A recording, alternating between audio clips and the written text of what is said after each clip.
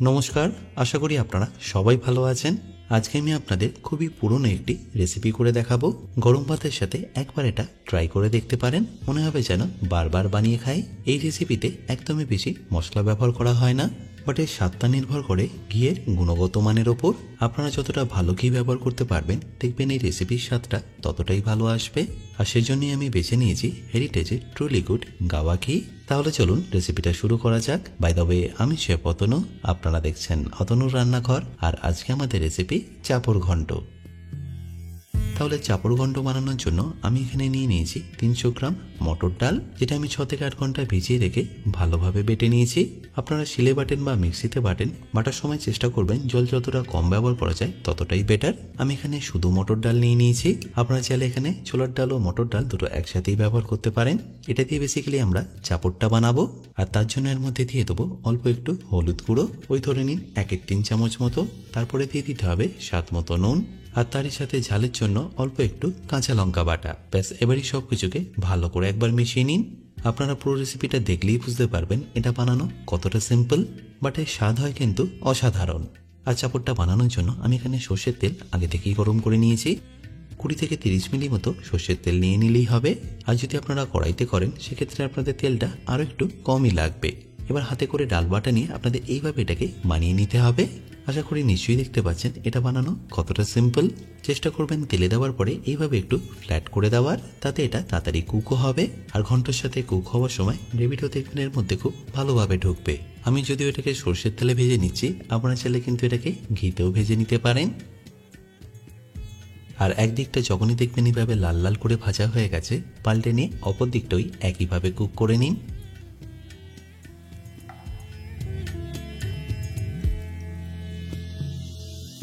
মোটামুটি 3 থেকে 4 মিনিটের মধ্যেই দেখবেন দুদিকটাই খুব ভালোভাবে ভাজা হয়ে গেছে। ব্যাস, তারপর তুলে নিয়ে একটা প্লেটের মধ্যে রেখে দিন। এবার ওই একইভাবে আমি বাকিগুলোও ভেজে নিচ্ছি। তাহলে নিশ্চয়ই দেখতে পেলেন আমার এখানে চাপড়টা রেডি হয়ে গেল। এবার আমি ঘন্টটা বানিয়ে নেবো। আর চাপড় ঘন্ট বানানোর জন্য আপনাদের কী কী ভেজিটেবল লাগবে সেটাও দেখে নিন। পেঁপে লাগছে এখানে আপনাদের 150 গ্রাম মতো। এটাকে আমি দেখুন এরকম ডুমো ডুমো করে কেটে নিয়েছি। তার সাথে পটল নিয়ে নিয়েছি 200 গ্রাম। এরপর মিষ্টি কুমড়ো আমি এখানে নিয়ে নিয়েছি 350 গ্রামের মতো।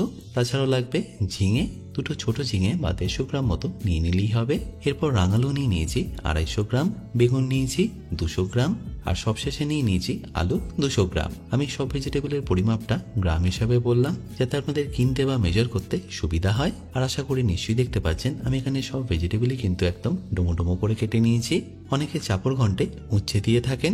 আপনাদের যদি মনে হয় উচ্ছে ব্যবহার করবেন বা অন্য কোনো ভেজিটেবল ব্যবহার করবেন, তাহলে সেটা ইজিলি করতে পারেন। এবার এই চাপড় ঘন্ট বানানোর জন্য আমি এখানে নিয়ে নিচ্ছি হেরিটেজের ট্রুলি গুড গাওয়া ঘি, যার স্বাদ, গন্ধ ও গুণগত মান নিয়ে কিন্তু কোনো রকম কথাই হবে না।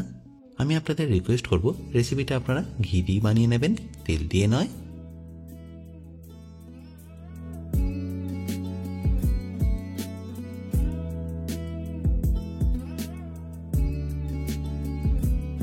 আর ঘি দেওয়ার পর আপনাদের এখানে ফোড়ন হিসেবে দিয়ে দিতে হবে 2টো তেজপাতা, তারই সাথে 3টে শুকনো লঙ্কা, 1 চা চামচ গোটা জিরে আর 1 চা চামচ 5 ফোড়ন।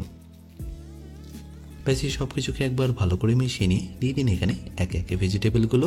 যে ভেজিটেবলগুলো কুক হতে একটু বেশি সময় লাগবে সেগুলোকে প্রথমে দিয়ে দিন, যেমন আলু, রাঙালু আর পটল।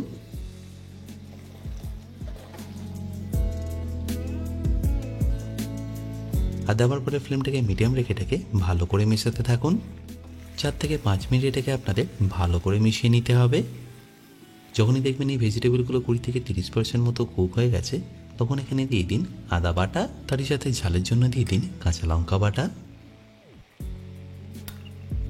আর এখানে আমি 150 থেকে 200 গ্রাম মতো ছোলার ডাল ব্যবহার করব, যেটাকে আমি 6 থেকে 8 ঘন্টা আগে থেকেই ভিজিয়ে রেখেছি। এটা যদিও অপশনাল, আপনারা চাইলে দিতেও পারেন, চাইলে নাও দিতে পারেন। তারপর যাবে রঙের জন্য 1.5 চা চামচ হলুদ গুঁড়ো আর অবশ্যই স্বাদ মতো নুন। ব্যাস, তারপর এটাকে আবারও ভালো করে মিশিয়ে নিন।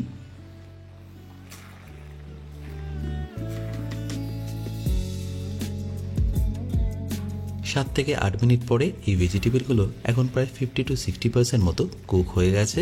তাই এই স্টেজে আমি এখানে বাকি ভেজিটেবলগুলো দিয়ে দেবো।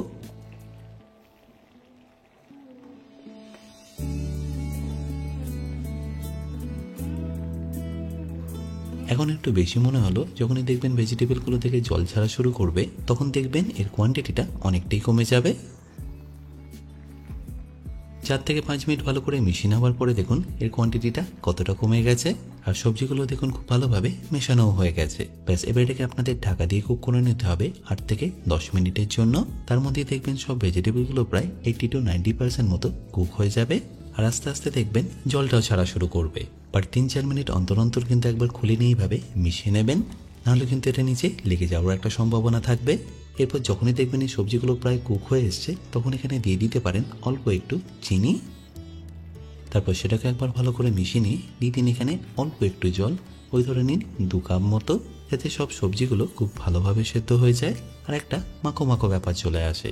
সাথে কয়েকটা গার্নিশের জন্য আমি এখানে গ্রিন চিলিও ব্যবহার করলাম।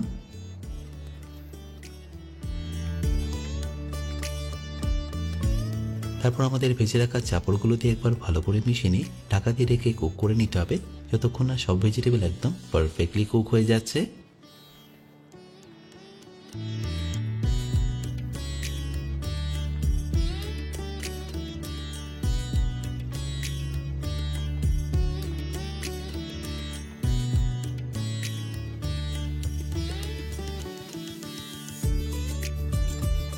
আর তারপর একবার ভালো করে কুক হয়ে গেলেই ফাইনালি এটাকে ফিনিশ করুন অল্প একটু গরম মশলা দিয়ে। আশা করি সম্পূর্ণ রেসিপিটা আপনাদের নিশ্চয়ই ভালো লেগেছে, আর যদি ভালো লেগে থাকে অতি অবশ্যই কিন্তু আমাকে কমেন্টে জানাতে ভুলবেন না। এবার এটাকে গরম গরম ভাতের সাথে আপনারা পরিবেশন করুন। বাই দ্য ওয়ে, আমি শেফ অতনু, আপনারা দেখছিলেন অতনুর রান্নাঘর। দেখা হচ্ছে আপনাদের সাথে আর একটা নতুন রেসিপি নিয়ে নেক্সট এপিসোডে। ভালো থাকবেন, সুস্থ থাকবেন।